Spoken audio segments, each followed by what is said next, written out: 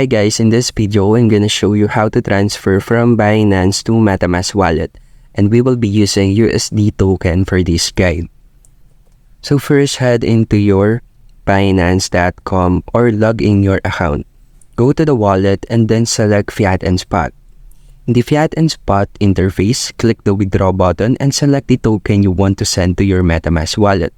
For this video, we will be sending USDT tokens. Next, if you have already set up Polygon network in your MetaMask, you can skip this part.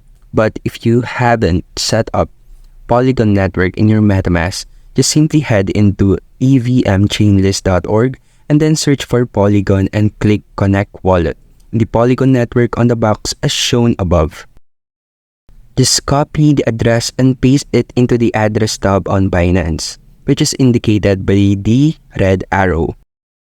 Next, for this step is check the address. Select the network, which is Matic Polygon in this case, and the amount, and click on the withdraw button. You will now receive a confirmation email and enter the verification code that was sent to your email address, and then just simply click submit. Following that, a pop-up will appear and informing you that your withdrawal request has been submitted. So that is how to transfer from Binance to MetaMask wallet. And thank you for listening.